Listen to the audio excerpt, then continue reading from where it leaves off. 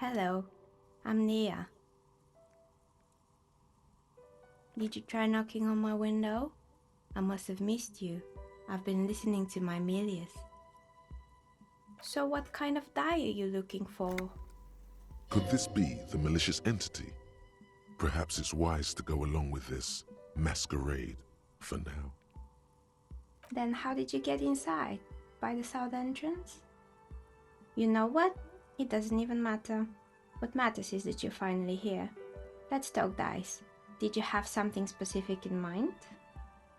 Yes, Amelia is like a call-in station. You need a two-way radio to access one. That's why I have these. Mostly, they just teach you to swear in different languages. But some of the stations can be quite interesting. I was so absorbed, I must have missed you knocking. I'm a novelty dice maker. Tell me the name of your role-playing system and I'll make the die you need. That's why you're here, yes? As she speaks, her bone-like fingers fiddle with a ring. Her bones light, but her hands strong.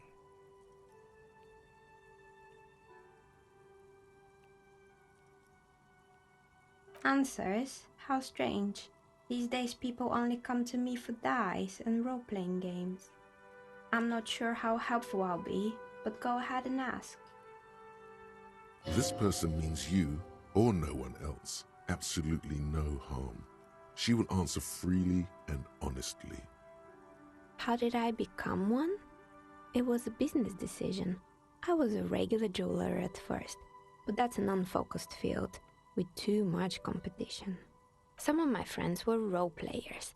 They asked me to make some polyhedral dice out of cobalt. That was my first order. I grew it from there. Not especially. I like working with rare materials and a steady pay. And role players as customers? They're nice people. She's thankful for the security they provide her. Nothing really. I didn't know him. Who cares about the dead body? We might be dealing with a malignant entity here. The lieutenant looks at his notebook, then the woman under the large window. Your window looks directly onto the courtyard. You're saying you didn't see or hear anything unusual last Sunday evening? I'm sorry, detective, but as you know, I usually have my headphones on when I'm working. It shuts out most of the daily ruckus behind my window. I might have, but in this case, all I would have seen is my own reflection staring back from the darkness.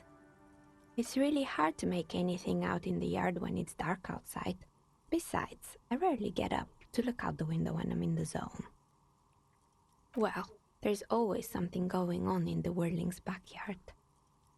During daytime, there are usually those kids, and lately I've been seeing a lot of drunk workers hanging about. Must be because of the strike. She's not sorry to disappoint you. Informing on someone in a murder investigation would intrude upon her focused existence. But I never saw anyone during that fateful Sunday night, I'm afraid.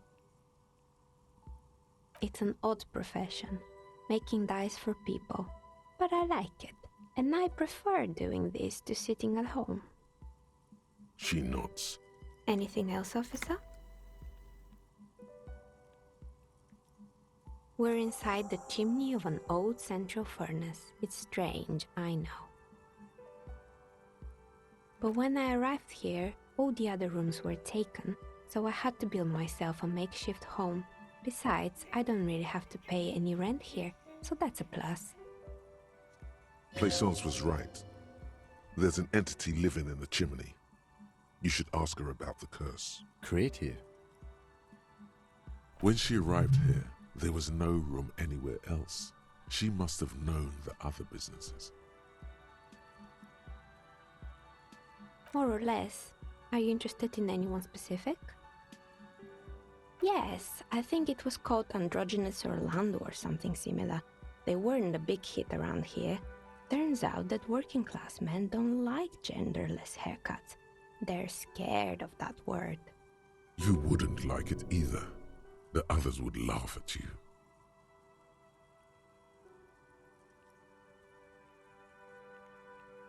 I guess it just wasn't the time yet. It wasn't merely a gym, it was Artemitep's Boxing Club, a community project created to steer at-risk youth away from drugs and crime. A kind man from Zemsk. I heard he had some trouble with the law when he was younger, and that's why he wanted to start the gym, as his way of giving back. Kuno. Who's Kuno? Oh yes, you mean the kid with the sailor's mouth. Yes, I've heard him yelling profanities in the backyard. I think it would take more than a gym to help that kid.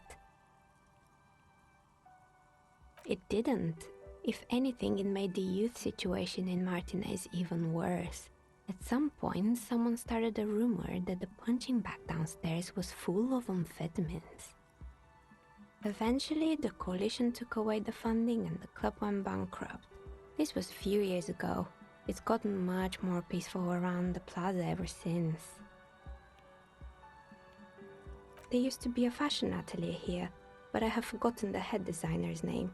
They were doing well for a couple of years, until the insect rights activists came. The atelier produced a certain collection that used chitin among the materials. Apparently chitin is made in the Occident, where it's extracted from beetle wings. And you know how all kinds of political movements are big in the Occident. The activists shut down the biggest chitin supplier, which of course caused the price to skyrocket. And, naturally, all the most fashionable tastemakers refused to be seen in chitin from then on. The atelier went bankrupt before they could finish the collection.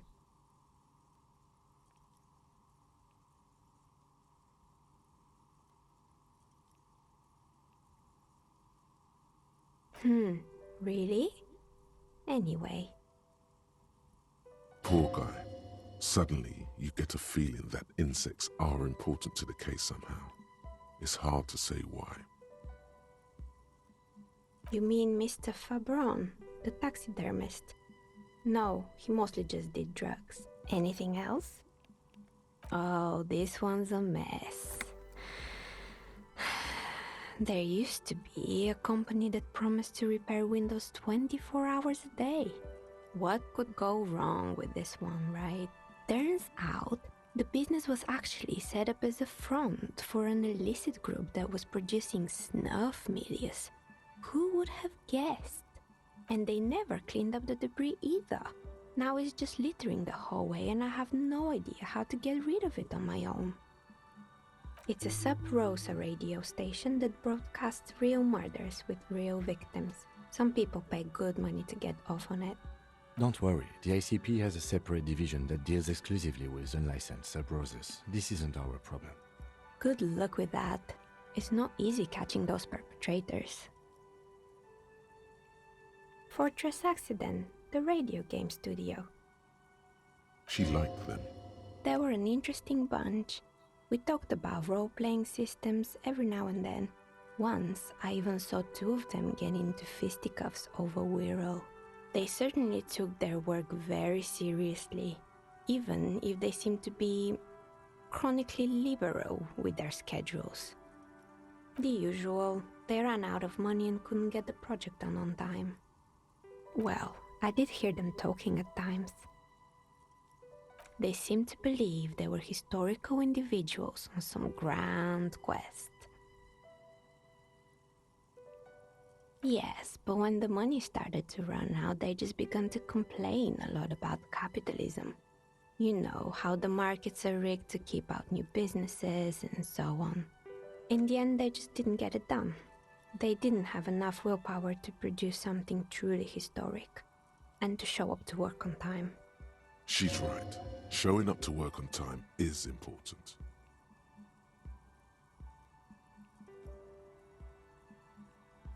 Not the wisest decision. You would have lost all your savings. The dice is black and filled with little silvery flakes, like snowfall. Anything else? They were made by a company called Slipstream. After they pivoted from making honestly, I think it's quite funny. I think he's still sending out holiday transmissions from Tulula or Tiumutiri or Hashtkor or wherever he is. The usual, I imagine. That he's been thinking up all kinds of new business plans and can't wait to get started on them just as soon as he returns. Men like that are a curse. Sure, but Slipstream is history now. All their remaining assets got seized by the bailiffs in 47. I have no idea why those skids and blades are still lying around in the house. Not much use now, I guess. Maybe you could make a sword out of one. No, wait, forget it.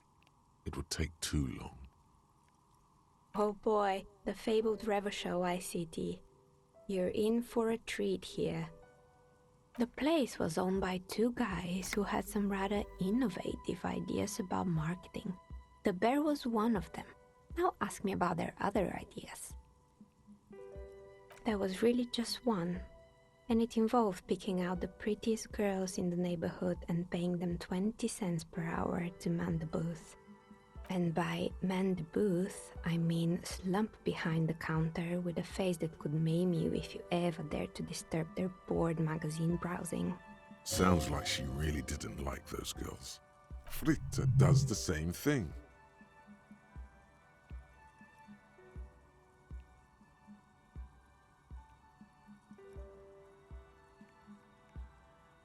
Employing silky teenage girls is a widespread practice, yes. Unfortunately, they always come in packs. I'm talking about acne-ridden girlfriends and gorilla-like boyfriends loitering near the shop. At least that's what happened with Revachol ICT. And they already had the bear. The bear. Of course not. The bear was terrifying. No one wants ice cream guarded by a hostile apex predator. To make matters worse, the fridge didn't work too well either, and half the ice cream came out malformed and partially melted. Eventually, Revachol ICT lost the price war to its rival, Glacé 5000. Glacé 5000 sold caramel sundaes for only 5 cents a piece, out of regular fridges.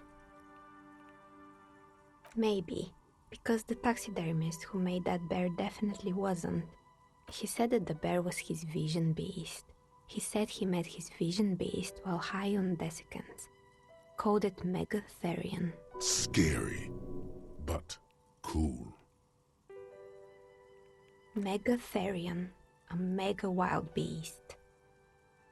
It's an imaginary beast that guides you through life by telling you to do more drugs, mostly. The horrific necktie tightens around your neck, strangely excited. But it doesn't feel particularly fun this time around.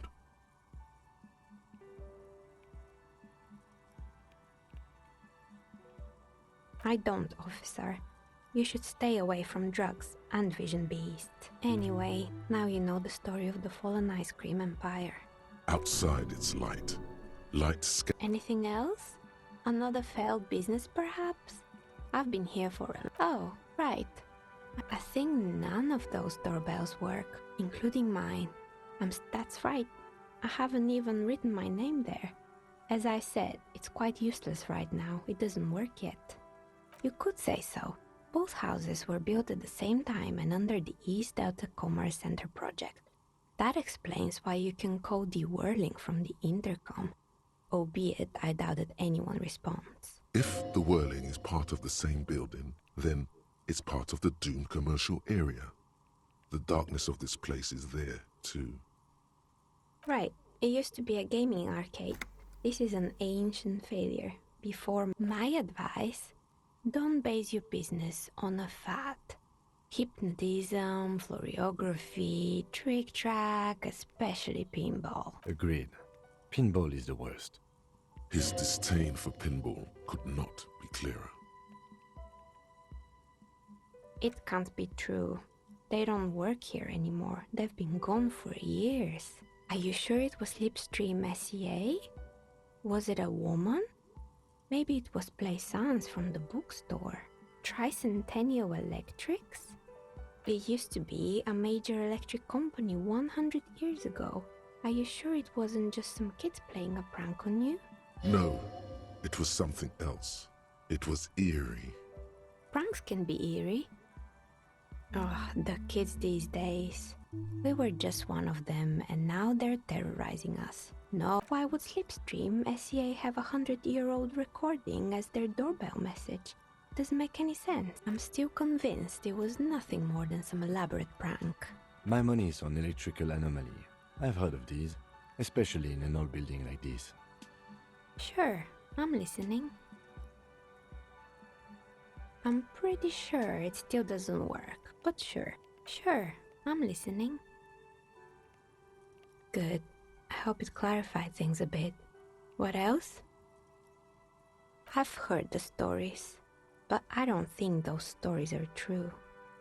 Plaisance, the bookshop lady? I've heard that her business is doing rather well. Have the energies spared her somehow?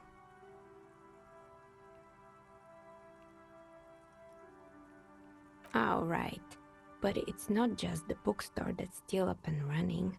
What about the whirling in rags? Some people say it's part of the building complex.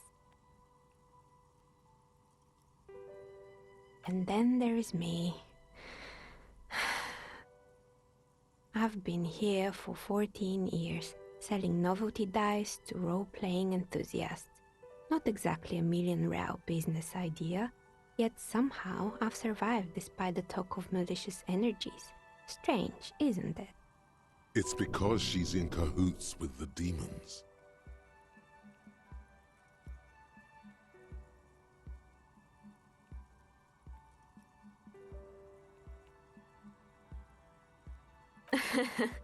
What, so the curse only affects people with poor work ethics?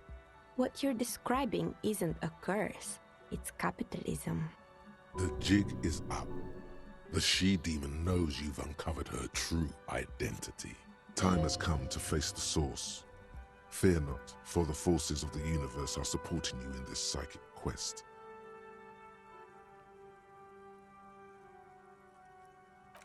So I'm the Grand Dragon in the cave. Might I ask what supports this claim?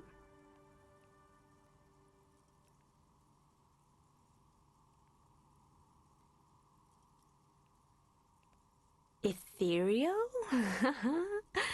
Thank you, but I think it's just the lighting. No, it's the troubled color of her energetic vibrations. Of course you do. Show me a person in Martinez who doesn't have any tragedies in their past, and then we'll talk. If you ever find a way to explain all those inconsistencies in the curse, then let me know. Plaisance needs to hear about this. Perhaps if you combine your psychic energies, you will make sense of this.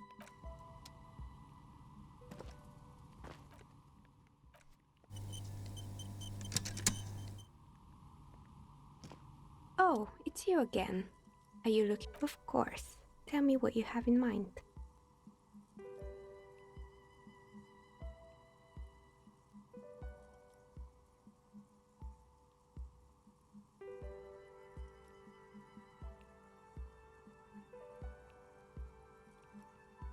A star that fell from the firmament? Those cost more than 7 real. Are you sure? Alright, maybe some other die then. I think I have just the right one for you. Police colors. Not the most original, I know, but sometimes the obvious choice is obvious because it's best. Here, catch. They're a gift from me. Mr. Smooth Moves. You snatched the dice out of the air with one hand. Oh, what are the odds? The red one is made of bloodstone with a lapis lazuli inlay, and the blue one is the inverse. I believe these dice are your lucky charm, officer. She winked back at you. Can you believe it? You truly are Mr. Smooth Moves. You definitely need luck in Martinez. Was there anything else? You feel nothing. If anything, it's uncomfortably warm in here. Excuse me, what are you doing? Officer!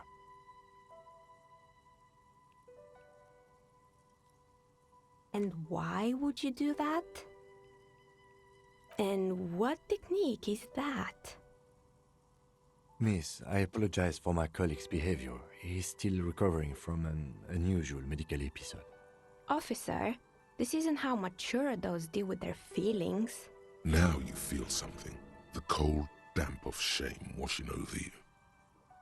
The air pressure told you to take your pants off in my studio? Can you please employ this special technique somewhere else? I work here and my work requires concentration. Half-naked people don't help with that.